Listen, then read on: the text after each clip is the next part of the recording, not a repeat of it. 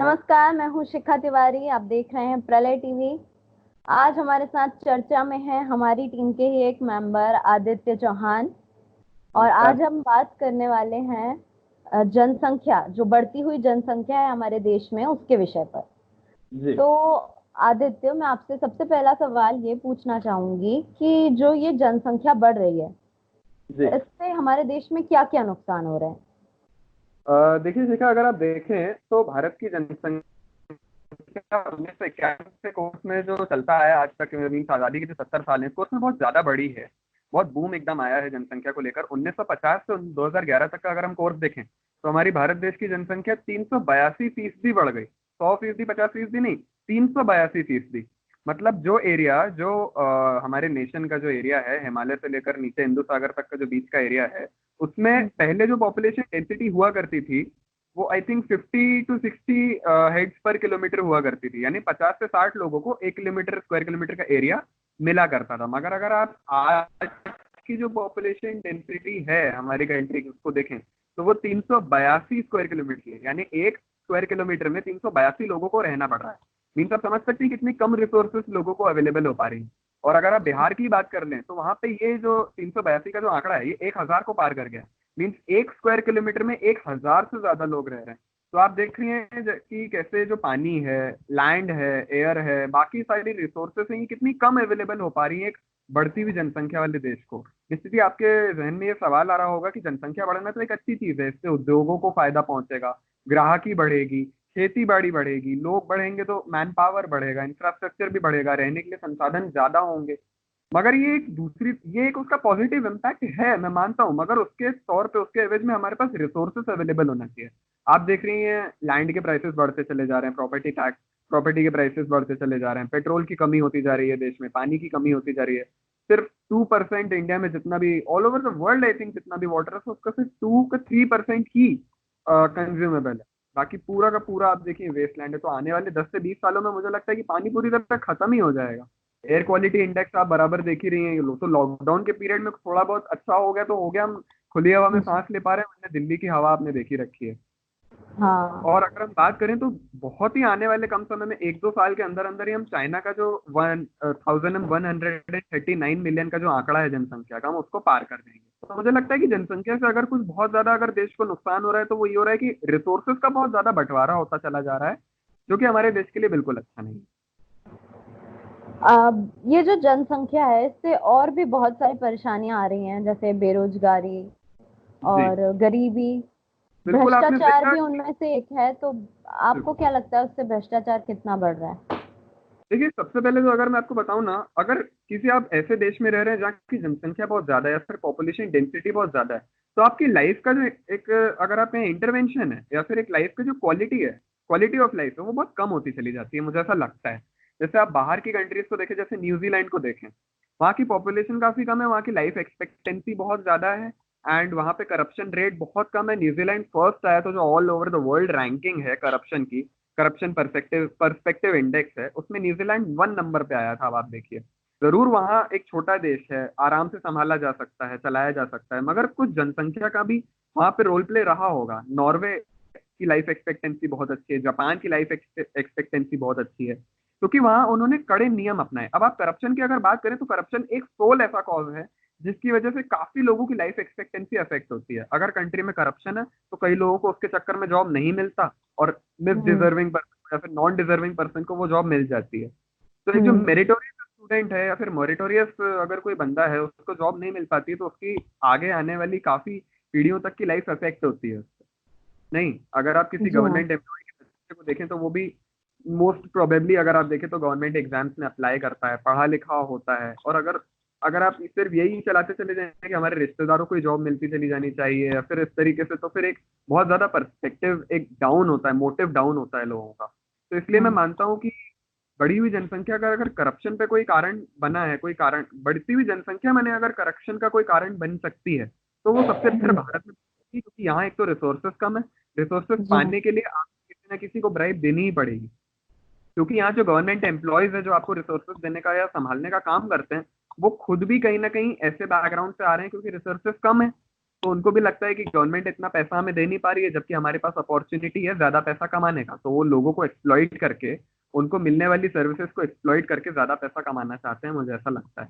ये कहीं ना कहीं एक रिसोर्सेज की कमी और लोगों का ज्यादा होने की वजह से ही होता है, जी मेरा बिल्कुल ऐसा। सही कहा आपने जैसे आदित्य, कि अगर आप सही है। देखें कि 2013 में 94 हम्म। फीसदी तक का करप्शन का रेट था, जो कि 2015 में आते आते तक 76% तक तो नीचे आ गया। अब 2000 जी। अगर 18-19 की बात करें या फिर अभी मौजूदा 2020 की बात करें तो आंकड़े नहीं आए हैं, मगर मैं मानता हूँ कि जो प्रो बीजेपी गवर्नमेंट आई है, सेंट्रल गवर्नमेंट जो इस समय मौजूद है, वो काफी, जी। अभी तक की आप देखें तो सेंट्रल गवर्नमेंट पे कोई भी करप्शन का चार्ज नहीं है।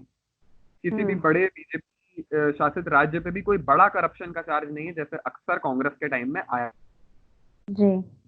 हर तीसरे दिन कोई ना कोई हेडलाइन चिल्लाती रहती थी कि आज यहाँ करप्शन हुआ, आज वहाँ करप्शन हुआ, इतने का घोटाला, उतने का घोटाला। ये हमें बीजेपी के राज में कम से कम ये सिचुएशन तो नहीं देखनी पड़ती। और अगर आप कहें कि 2014 में जो बीजेपी को बहुमत मिला और 2019 में भी मिल गया, तो उसका सोल कॉज यही है कि करप्शन जो कांग्रेस का था वो खुल खुल के सामने आने लगा था, खुद को बयां करने लगा था, और उसका रीजन भी कहीं ना कहीं जनसंख्या ही। ये जी ऐसा बिल्कुल मेरा सही कहा मानना आपने आदित्य।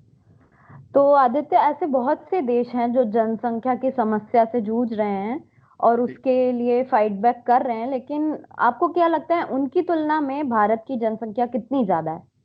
बहुत ही अच्छा क्वेश्चन आपने पूछा कि भारत की संख्या एक्चुअली, क्योंकि लोगों को क्या फिगर्स नहीं समझ में आते, लोगों को फैक्ट्स समझ में आते हैं। फैक्ट्स के साथ अगर आप उन्हें फिगर दें तो ये एक अच्छा वक्ता, मुझे लगता है कि एक अच्छे वक्ता की क्वालिटी होनी चाहिए। तो मैं आपको कुछ फैक्ट्स जी। आपके सामने बताना चाहूंगा कि इंडिया की पॉपुलेशन 1.7 बिलियन के आंकड़े को क्रॉस करने ही वाली है। आई थिंक कर भी चुकी होगी अगर सेंसस अभी तक नहीं आया है तो। एंड हम्म। इसका अगर आप कंप्राइजिव निकालें तो ये 1135 मिलियन के ऊपर बैठता है, जी। राइट। हम्म। चाइना की पॉपुलेशन है 1139, यानी 1339 करोड़, सॉरी हम्म। 1339 मिलियन, और भारत की है 1335 मिलियन। तो अगर आप हम्म। देखें तो इसमें, इस कोर्स में अगर आप देखें तो ये कुछ करोड़ में अगर आप देखें तो 135 करोड़, 137 करोड़ ऐसे कुछ आता है। अब मैं हम्म। आपको बताऊं, यूएसए की जो जनसंख्या है वो सिर्फ 32 करोड़ है और हमारी 135 करोड़। ब्राजील की जो जनसंख्या है वो सिर्फ 20 करोड़ है, और 20 करोड़ तो हमारे अकेले यूपी में इतने लोग रहते हैं। रशिया की जो जनसंख्या है वो सिर्फ 14 करोड़ है। ग्यारह और करोड़ ये तो हमारे देश काफी अकेले बड़े महाराष्ट्र। बड़े भी हैं, एरिया रशिया वाइज देखा जाए रशिया तो ये रशिया देश। का बड़ा देश है, और रशिया का जो स्पैन है, वो लैंड स्पैन है, वो इतना ज्यादा है कि उसमें 2 से 3 से ज्यादा इंडिया आ जाएंगे, या फिर शायद उससे भी ज्यादा, आई थिंक। और रशिया में सिर्फ 14 करोड़ लोग रहते हैं, और अकेले हमारे महाराष्ट्र में 11 करोड़ लोग रहते हैं। तो आप देखिए कि कितना बड़ा स्पैन, मतलब कितना छोटा सा गैप है। मीन्स महाराष्ट्र की जनसंख्या अगर आप सिर्फ 3 करोड़ बढ़ा दो तो पूरे रशिया में इतने लोग रहते हैं जितने महाराष्ट्र में रहते हैं। तो अब आप सोचिए। और उसके बाद अगर हम देखें तो पाकिस्तान की पॉपुलेशन सिर्फ 20 करोड़ है, जितने तो हमारे यहाँ हम्म। सिर्फ मुसलमान रहते हैं। हिंदुओं वगैरह की तो बात ही छोड़ दी है। नॉर्थ कोरिया की पॉपुलेशन सिर्फ 2 करोड़ है। कनाडा, जहाँ सबसे ज्यादा ग्रेजुएट्स पाए जाते हैं, उसकी पॉपुलेशन सिर्फ 3 करोड़ है। और थोड़ा सा सोचिए, हमारी पॉपुलेशन 135 करोड़ से भी ज्यादा है। अब आप देखिए, मुंबई की लोकल ट्रेन में हर रोज 7.58 मिलियन लोग सफर करते हैं। ये कई लोगों की, कई देशों की पॉपुलेशन से ज्यादा है। बल्गेरिया, न्यूजीलैंड, इन सब की पॉपुलेशन इतनी नहीं है जितने हमारे यहाँ लोग रोज मुंबई लोकल ट्रेन में ट्रैवल करते हैं। अब इससे ज्यादा मैं आपको क्या ही बताऊं कि कितनी ज्यादा जनसंख्या है हमारे यहाँ। तो आदित्य, मैं आपसे पूछना चाहूंगी कि ये जो हमारी सरकार जनसंख्या नियंत्रण कानून लाने के बारे में चल रहा है, तो ये जो कानून है इससे जनसंख्या पे कितना नियंत्रण मिल सकता है हमें, या जनसंख्या कितनी हम कम कर सकते हैं? देखिए, बहुत ही अच्छा सवाल आपने यहाँ पे पूछा। जनसंख्या, अगर मैं आपको एक दो और आंकड़े, क्योंकि इससे बहुत ज्यादा रिलेटेड है, एक दो आंकड़े मैं आपको और बताना चाहूंगा। 120 मिलियन लोग तो 2 महीने के कोर्स में हमारे यहाँ कुंभ मेला घूम आते हैं। अब आप देखें तो हम्म। 120 मिलियन की पॉपुलेशन बहुत ज्यादा होती है। इस वजह से काफी जी। चीजें अफेक्ट भी होती हैं। अब मैं आपसे, आपने हम्म। जो सवाल पूछा उसका जवाब देना चाहूंगा कि जनसंख्या नियंत्रण कानून से जनसंख्या कम कैसे करी जा सकती है। तो ऐसे हम्म। कुछ कानून तो होंगे जो कहीं ना कहीं देश में लागू किए गए होंगे, जिनसे जनसंख्या कम हुई होगी। आपको मैं बताऊं कि हम्म। चाइना ने 1976 में, जब चाइना रिपब्लिकन ऑफ चाइना का गठन हुआ, जिसको आज हम पीपल्स रिपब्लिक ऑफ चाइना, अगर आप अभी जी। किसी भी प्रोडक्ट के पीछे देखेंगे तो वो ये नहीं लिखते मेड इन चाइना, क्योंकि काफी ज्यादा हम्म। फैल चुका है चाइना के खिलाफ। वो लिखते हैं पीपल्स रिपब्लिक ऑफ चाइना, यानी made in PRC, people's republic of China. तो चाइना ने का जब हम्म। गठन हुआ 1976 में, तभी उन्होंने देख लिया था, ये भांप लिया था कि आने वाले समय में हमारे यहाँ रिसोर्सेज कम और जनसंख्या ज्यादा होने वाली है। तो उन्होंने हम्म। तभी ऐसा कानून बनाए। सबसे पहले मैं आपको बताऊं, चाइना में एक कानून था जिसके तहत आप हम्म एक बच्चे से ज्यादा पैदा नहीं कर सकते थे। मीन्स आपकी हम्म फैमिली बस आप, आपकी वाइफ और आपका एक बच्चा, यही आपकी हम्म फैमिली हो सकती है। जब उन्होंने देखा, जब उनकी जनसंख्या कंट्रोल में आने लगी, उस टाइम की बात कर रहा हूँ मैं, अब तो आउट ऑफ कंट्रोल है, भगवान की दया। उस टाइम की मैं बात कर रहा हूँ जब उनकी जनसंख्या आउट ऑफ हम्म कंट्रोल होने लगी, तब उन्होंने ये नियम लगाया कि आप सिर्फ एक बच्चा रख सकते हैं। और ऐसा ही नियम जापान ने भी लगाया था, एक समय पे वियतनाम ने भी लगाया था। फिर जब हम्म उन्होंने देखा कि हमारी जनसंख्या कंट्रोल होने लगी है, तब उन्होंने इस नियम को धीरे धीरे रिलैक्स करना शुरू कर दिया। मीन्स अब उनके यहाँ नियम है, और अब तो शायद वो भी हटने वाला है कि आप अपनी फैमिली, सिर्फ आपकी जो न्यूक्लियर फैमिली है उसमें से दो बच्चे रख सकते हैं। दो बच्चे आप प्लान कर सकते हैं, मीन्स दो बच्चे आप पैदा कर सकते हैं। अब इस नियम को भी धीरे धीरे रिलैक्स किया जा रहा है। जापान में भी ऐसा नियम था पहले कि आप सिर्फ एक ही बच्चा रख सकते हैं। दो ज्यादा से ज्यादा, अगर आपने तीसरा बच्चा रखा तो उसको गवर्नमेंटल पॉलिसीज के तहत लाभ नहीं मिलेगा, उसको गवर्नमेंट जॉब नहीं मिलेगी, उसको कुछ वो हम्म वायर काटने का, कुछ वो पीछे साइकिल लगा देते थे और सिर्फ वो वायर काटने वाला ही काम कर सकता है, उसके अलावा और कोई काम नहीं कर सकता। तो कौन से माँ बाप चाहेंगे कि आपका बच्चा, जो तीसरा बच्चा है हमारा, बाकी दोनों बच्चे हमारे अच्छे गवर्नमेंट जॉब में निकल जाएं या कुछ अच्छा काम कर लें, मगर तीसरे वाले बच्चे को खुद ही पे अपना लोड डाल दिया जाए कि वो बच्चा आगे आगे जाके खुद ही कहने लगे कि आपने मुझे पैदा हम्म ही क्यों किया, जब मुझे कोई गवर्नमेंटल लाभ ही नहीं मिलने वाला है, किसी पॉलिसी का कोई लाभ ही नहीं मिलने वाला है। तो हम्म वियतनाम ने बहुत अच्छा एग्जाम्पल हमारे सामने सेट किया हुआ है कि वियतनाम ने भी पहले दो बच्चों का कानून लगाया, अब वो उसे धीरे धीरे रिलैक्स कर रहे हैं जब उन्हें पता चल गया कि हाँ हमारे यहाँ जनसंख्या कंट्रोल में है। तो फिर तो ऐसे कई देश हमारे सामने एज एन एग्जाम्पल मौजूद हैं जिनको हम देख सकते हम्म हैं, और उसके तहत अपनी जो 1.7 बिलियन की जो बढ़ती जनसंख्या है उसको कंट्रोल कर सकते हैं, ऐसा मुझे लगता है। तो हमारे देश में ऐसी बहुत सी समस्याएं हैं जो कि प्रधान हैं, एकदम बहुत जरूरी हैं, जिनको हमें रिजॉल्व करना। तो बिल्कुल बिल्कुल। उनमें से एक शिक्षा भी है, शिक्षा इलिटरेसी जी जो हमारे देश में इतनी फैल रही है। तो जी। आपको क्या लगता है कि पहले हमें जनसंख्या नियंत्रण कर लेना चाहिए या पहले हमें हमारे देश की शिक्षा पे ध्यान देना चाहिए? देखिए, दिक्कतें शिखा ऐसी बात होती है ना कि दिक्कतें कभी ये कह के नहीं आती कि मैं आपको पहले परेशान करूंगी, बाद वाली बाद में परेशान करेगी, तीसरी वाली तीसरे में परेशान करेगी। दिक्कतें कभी जी। चांस लेके नहीं आती। दिक्कतें ऐसे हम्म आती है कि वो एक साथ आती हैं आपके ऊपर। भारत जब आजाद हुआ तो भारत के सामने कई सारे चैलेंजेस थे। सबसे पहले तो ये कृषि प्रधान देश है। यहाँ सबसे ज्यादा हम्म जो एक अच्छी अपॉर्चुनिटी है हमारे देश के लिए, हमारा देश निश्चित ही बहुत गर्व होता है मुझे कि हमारा देश बाकी सारे देशों को सब्जियां फल सप्लाई करता है, मगर ये एक अपने आप में वो भी एक पॉलिसी भी बन चुकी है ब्रिटिशर्स, पॉलिसी भी बन चुकी थी ब्रिटिशर्स के लिए कि यहाँ के लोग तो ज्यादा पढ़े लिखे नहीं है, आराम से लूट लो। पहले पोर्टुगीज आए, गोवा कैलिकट से पता नहीं कितना लूट के चले गए, फिर आपके फ्रांसीसी आए, फिर हॉलैंड वाले आए, फिर आखिर में ब्रिटिशर्स आए, और बीच में ना जाने कितने आते गए। तो इन्होंने क्या चीज भापी कि इंडिया के पास पोटेंशियल बहुत है, इंडिया के पास सोना बहुत है, वैल्यू बहुत है, वर्थ नहीं है। जी। सिर्फ एक ही चीज नहीं है, वो है एजुकेशन। और उसके बाद हाँ। हमारे पास जब बढ़ती जनसंख्या का जो अगर आप देखें जो प्रॉब्लम आती गई, तो इन्होंने ये नहीं देखा कि हम पहले परेशान करेंगे या बाद में, इन्होंने ये दोनों एक साथ आई बिल्कुल। तो अगर आप हम्म देखें तो शिक्षा कहीं ना कहीं एक पैरेलल प्रॉब्लम नहीं है, शिक्षा एक साथ ही चलती हुई दिक्कत है और एक वजह है। वजह है अगर आप जनसंख्या देखें तो बढ़ने बढ़ती की। जनसंख्या की वजह है। हम्म ठीक है, तो अगर आप इसमें देखें तो गांव वगैरह में ज्यादा शिक्षा इस बारे में दी जानी, आज भी अगर आप देखें तो सेक्स एजुकेशन इंडियन सीबीएसई में देखें, सीबीएसई जो इतना बड़ा world sorry country wide accepted board है, बोर्ड ऑफ एजुकेशन है, उसमें तक हम्म प्रॉपर सेक्स एजुकेशन नहीं दी गई। कंट्रासेप्टिव हम्म मेजर्स के नाम दिए गए हैं, सिर्फ थोड़ा मोड़ा एक्सप्लेन किया गया उनके बारे में बताया नहीं गया, कोई भी प्रैक्टिकल एजुकेशन नहीं दी गई। लाइक अगर मैं आपको एक एग्जांपल देना चाहूँ, तो बाहर कहीं किसी देश में एक होटल में कुछ लोग रुके हुए थे। मैं आपको ये बता जी। रहा हूँ कि प्रैक्टिकल एजुकेशन की कितनी कमी है हमारे देश में, हमारे एजुकेशन जी। सिस्टम में। तो उस होटल में आग लग गई, उस फ्लोर में आग लग गई। तो जो जापान के लोग थे उन्होंने क्या किया, गीला कंबल लेके उसको अपने मुंह पे बांध लिया, और हम्म इसीलिए वो धुएं से उनकी मौत नहीं हुई। जबकि जो इंडियन लोग थे उन्होंने ये नहीं सोचा कि हम भी गीला कंबल बांध लें, और उनकी धुएं से मौत हो गई। तो ये आप हम्म एक देख रहे हैं कि एजुकेशन सिस्टम में कितनी कमी है। प्रैक्टिकल एजुकेशन बहुत कम है हमारी कंट्री में, और ये बुक बेस्ड एजुकेशन और वगैरह ये सब ज्यादा है। यही यही शिखा रीजन है कि लोग आजकल सोशल मीडिया पे पढ़ना ज्यादा पसंद करते हैं, कोरा वगैरह पे पढ़ना ज्यादा पसंद करते हैं, और व्हाट्सएप यूनिवर्सिटी, आपने एक टर्म आजकल सुन रखा होगा कि व्हाट्सएप यूनिवर्सिटी से ज्ञान लेकर आए या यूट्यूब यूनिवर्सिटी से ज्ञान लेकर आए। ये क्यों चल गया इतना? इसीलिए क्योंकि किताबें सही से एक्सप्लेन नहीं कर पाए, प्रैक्टिकल नॉलेज नहीं दे पाई। यही हाल देश में सेक्स एजुकेशन का रहा है, सेक्सुअल सेक्सुअल पढ़ा के, प्लांट्स का बता के, और थोड़ा मोड़ा एनिमल्स का। आज भी अगर आप गांव में जाके देखें तो कोई टीचर सेक्स एजुकेशन एक्सप्लेन नहीं कर सकता गांव में, नहीं कर जी। सकता, वो शर्म के मारे मर जाता है। तो ये आपने एक हम्म सैक्रेडनेस पैदा कर रखी है। जो मुझे लगता है कि बहुत ज्यादा दिक्कत बन रही है, और इसी वजह से आपको बहुत रेडिकल कदम आगे जाके उठाने पड़ेंगे, जैसे संजय गांधी ने इमरजेंसी के समय उठाया था कि उन्होंने लेके मास लोगों की रिसरेक्शन कर दिया और नसबंदी कर दी। ये सब रेडिकल कदम आप एकदम से इतनी बड़ी जनसंख्या पे लागू नहीं कर सकते, हैट्रेड फैल हम्म। जाएगी, बैकलैश। और एक बात इस कोर्स में ऐड करना चाह रहा था ये कि अगर आप देखें तो प्रैक्टिकल नॉलेज की कमी हमारे यहाँ इतनी ज्यादा है कि लोग सिर्फ जो सोशल मीडिया और ये टेलीविजन पे जो एक्सप्लिसिट कंटेंट दिखाया जाता है, इस वजह से हम्म। लोग आगे जाके उल्टे सीधे काम कर देते हैं। लाइक हमारे यहाँ जो जो चीजें प्रमोट करी जा रही हैं, जैसे अगर आप कोई किसी भी मूवी, बॉलीवुड मूवी को उठा के देख ले तो उसमें क्या क्या कंटेंट दिखाया जा रहा है और किस किस तरीके से दिखाया जा रहा है, तो ये चीजें हम्म। काफी ज्यादा आगे जाके प्रमोट करती हैं एक वुमेन एम्पावरमेंट को डिग्रेड करना, ये सब मुझे लगता है। और काफी बातें हैं इस बारे में जो बोली जा सकती हैं, और आगे बस मैं यही इसको रैप अप करना चाहूंगा। अगला क्वेश्चन। मैं आपसे पूछना चाहूंगी कि ये जनसंख्या नियंत्रण कानून हमारे देश में कब से लागू होगा और किस किस तरह से उसे लागू किया जाएगा? जी, बहुत ही अच्छा सवाल आपने पूछा, बहुत ही ज्यादा अच्छा सवाल आपने पूछा। वो ये कि जनसंख्या नियंत्रण कानून लागू कब होगा।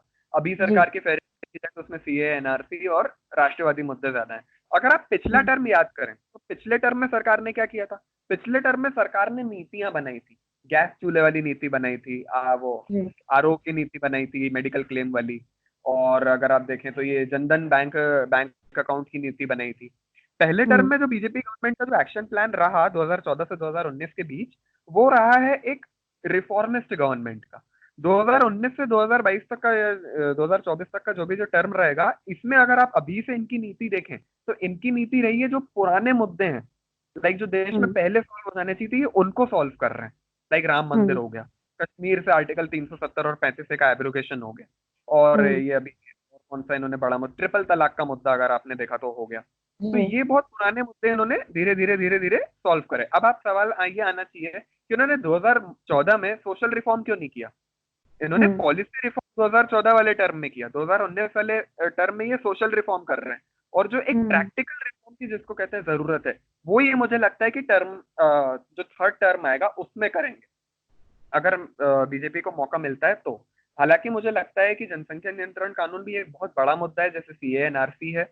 एंड मुझे लगता है कि जल्द से जल्द बीजेपी को इस कोर्स में कुछ नया लेके आना चाहिए, क्योंकि जनसंख्या ये देख के नहीं बढ़ रही कि बीजेपी कब आ रही है, बीजेपी कब जा रही है। जनसंख्या तो कांग्रेस के समय भी बढ़ रही थी और बीजेपी के समय में भी बढ़ रही है।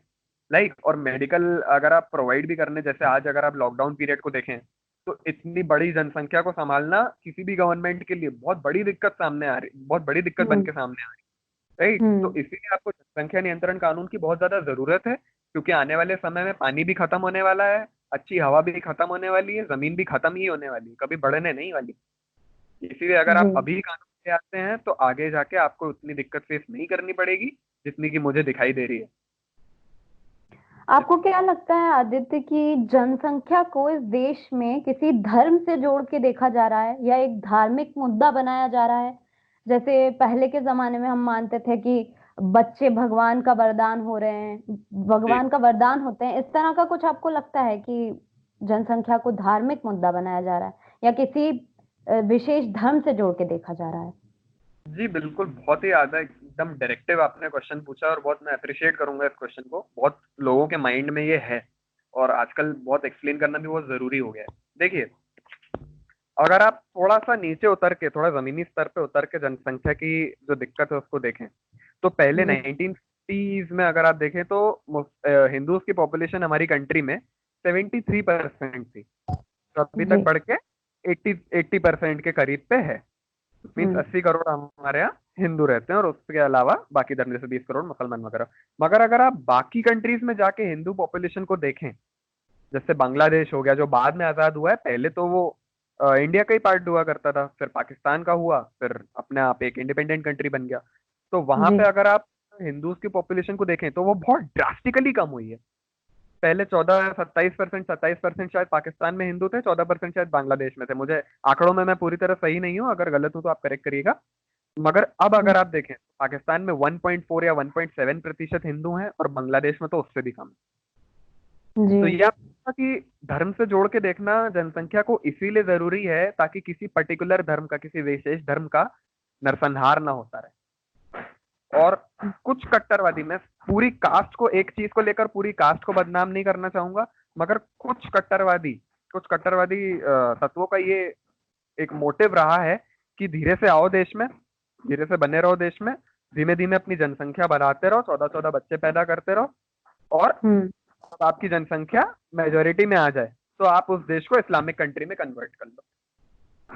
आपने बांग्लादेश को देखा, बांग्लादेश के हिंदू नरसंहार का जिक्र सिर्फ तस्लीमा नसरीन की लज्जा किताब के अलावा और कहीं आपको नहीं मिलेगा। ढाकेश्वरी मंदिर, सिद्धेश्वर मंदिर, पता नहीं कितने तरह के मठ मंदिर वहां तोड़ दिए गए, लाखों हजारों हिंदुओं को वहां से भागना पड़ा, कितनों ने तो जान गंवा दी। डायरेक्ट एक्शन डे, अगर आप थोड़ा सा भी इतिहास, मैं अपने व्यूअर्स को कहना चाहूंगा, अगर थोड़ा सा भी इतिहास आप पढ़ के देखें तो आंखों से आंसू जरूर निकलेंगे कि कितने लोगों को सिर्फ धर्म देख के वहां पे मार दिया गया। अगर आप थोड़ा ज्यादा पीछे ना जाएं, पाकिस्तान के बनने को लेकर देख लें, पहले 27% हिंदू हुआ करते थे, और टिल डेट भी, आज के भी अखबार में खबर है कि किसी पाकिस्तान हिंदू लड़की को उठा लिया और जबरदस्ती उसकी शादी किसी इस्लाम धर्म के मानने वाले से कराकर उसका धर्म परिवर्तन कर दिया। और हिंदुस्तान में भी अगर आप देखें तो मैं आपको कुछ स्टेट्स के नाम बताऊंगा, आप मुद्दे का नाम खुद ही बता लेंगी। बंगाल, क्या हो रहा है बंगाल में? बंगाल में धर्म के नाम पे हिंसा फैलाई जा रही है। केरल, क्या हो रहा है केरल में? धर्म के नाम पे हिंसा फैलाई जा रही है।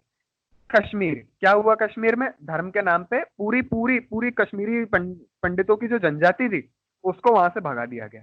तो अगर आप देखें तो इन कंट्रीज में क्या एक चीज कॉमन है? एक चीज कॉमन है, वो ये कि इस्लाम धर्म को मानने वालों की जनसंख्या यहाँ धीरे से अपराइज करी। बंगाल में भी आज इस्लाम धर्म को मानने वालों की जनसंख्या धीरे धीरे बढ़ रही है, तो हिंदुओं का नरसंहार हो रहा है, मंदिर तोड़े जा रहे हैं और ये सब खुलेआम हो रहा है। कश्मीर में जनसंख्या बढ़ी, उसका नतीजा आपने देख लिया। केरल में जनसंख्या बढ़ी, उसका नतीजा आपने देख लिया। आसाम में जनसंख्या बढ़ रही है, उसका नतीजा आप देख ही रहे हैं बराबर। एक समय तो 2008, 2007 या 2009 में कभी दंगे हुए थे कि आप हिंदी बोलो और आपकी गर्दन उड़ा देंगे। तो ये आप देखिए कि वहाँ जनसंख्या किस तरीके से मुसलमानों की बढ़ रही है और उससे क्या क्या इम्पैक्ट हो रहे हैं। तो इसीलिए जनसंख्या नियंत्रण कानून को, अब बीजेपी अगर कोई अच्छी चीज भी लेके आती है ना, तो उसको मुस्लिम विरोधी बता दिया जाता है। असदुद्दीन ओवैसी, मैं एग्जांपल देना चाहूंगा एक आपको, बीजेपी ने एक लॉ पास किया, लॉ पास करने का बिल लाए, मतलब कि एनआईए जो होगा उसको हम राइट्स देंगे फ्री जांच करने की, मतलब उसको कोई स्टेट से कोई परमिशन नहीं लेनी पड़ेगी किसी भी मुद्दे पर जांच करने के लिए। असदुद्दीन ओवैसी पहले ऐसे आदमी थे जो विरोध में उतरे, पहले ऐसे आदमी थे। एनआईए यानी नेशनल इन्वेस्टिगेशन अथॉरिटी के खिलाफ एक एआईएमआईएम पार्टी, नेशनल पार्टी का नेता विरोध में उतरा है, तो आप इसको क्या मानेंगे? अब मैं आपको बताता हूँ विरोध क्यों हुआ। विरोध इसीलिए हुआ क्योंकि हैदराबाद जब पाकिस्तान का बंटवारा होता था तो हैदराबाद के जो निजाम थे वो पाकिस्तान के साथ जाना चाहते थे, मगर सरदार वल्लभ भाई पटेल ने कहा कि भैया आप हिंदुस्तान में हिंदुस्तान के होकर रहो, और वहां पे जनसंख्या भी हिंदुओं की ज्यादा है। नहीं, क्योंकि बिल्कुल वाजिब बात है, मगर इन्होंने रहे तो भैया पाकिस्तानी, तो ठीक है। आज भी ज्यादा से ज्यादा जो आतंकवादी पाले जाते हैं वो हैदराबाद में पाले जाते हैं। किसके अंडर में पाले जाते हैं? पुराने हैदराबाद में पाले जाते हैं, असदुद्दीन ओवैसी के अंडर पाले जाते हैं। और इसीलिए ये एनआईए के राइट्स को बढ़ाने, एनआईए के पावर्स को बढ़ाने जाने का सीधा सीधा विरोध करते हैं। जो एक आपके इन्वेस्टिगेशन स्टाफ में एक ऑफिसर था, उसने सीधा सीधा ये बयान दिया कि हमने 2 लोगों को हम कैच कर रहे थे, हम कैप्टिवेट कर रहे कार में, हथियार ले जा रहे थे वो 2 लोग, और हमने एक आदमी को तो पकड़ लिया, दूसरे को नहीं पकड़ पाए। कई सालों बाद जब जाके ये 2008 के हमले हुए मुंबई पे, तो कसाब को जो फोन पे बंदा जानकारी दे रहा था वो बंदा था जो ऑफिसर ने उस दिन छोड़ दिया था गलती से, और उसको वो इसीलिए नहीं पकड़ पाए क्योंकि उनको स्टेट से हर चीज की परमिशन लेनी पड़ती थी। अब क्यों कोई जो अपने आतंकवाद को पाल रहा है, जो ऐसे लीडर्स पैदा कर रहा है, जो आपकी कंट्री के नेशन के खिलाफ बात कर रहे हैं, वो स्टेट्स क्यों चाहेंगे, वो गवर्नमेंट या फिर वो लोग क्यों चाहेंगे, इंडिविजुअल, वो वामपंथी क्यों चाहेंगे कि ये एनआईए का बिल लागू हो जाए? तो इसीलिए मैं आपको बताना चाहूंगा कि जनसंख्या का भारत देश की राजनीति से, और भारत देश की राजनीति में आपको बताऊं हवा में नहीं चल रही है। भारत देश की राजनीति 50 से 60% सिर्फ धर्म के मुद्दे पे ही घूमती रहती है। अगर आप आज भी देख ले तो किसी कोई अच्छा कानून भी लाती है तो उसको धर्म से जोड़ के ही देख दिया जाता है। फिर चाहे कांग्रेस कुछ भी करती हो, कांग्रेस ने मोरारजी देसाई के राज में, ये बात मुझे कल एक वक्तव्य में पता चली, जैसे आज आपसे वक्तव्य हो रहा है उसी वक्तव्य में मुझे पता चली कि कांग्रेस के राज में एक मंत्री हुए, उन्होंने कहा कि ये जो रेडियो पे जो भजन चलते हैं रोज सुबह 6 बजे वो बंद होने चाहिए। अरे भाई एक बात बताओ, फिर जब वो बंद होने चाहिए तो फिर ये जो अजान होती है ये भी बंद होनी चाहिए। मगर क्या हिंदुओं ने कभी विरोध किया? नहीं किया।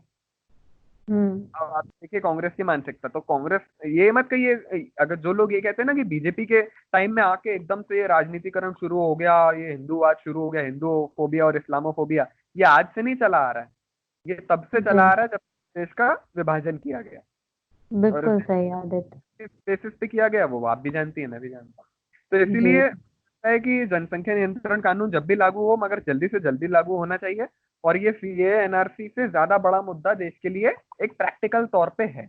अगर आप इसको रिलीजियस तौर पे देखें तो वो ज्यादा बड़े मुद्दे, और अगर आप प्रैक्टिकल तौर पे टैक्टिकल तौर पे देखें तो ये ज्यादा बड़े मुद्दे। और इसके अलावा मुझे लगता है कि 27% से 2% पे आ गए हिंदू पाकिस्तान में, इससे ज्यादा मुझे कुछ बोलने की जरूरत ही नहीं। जी।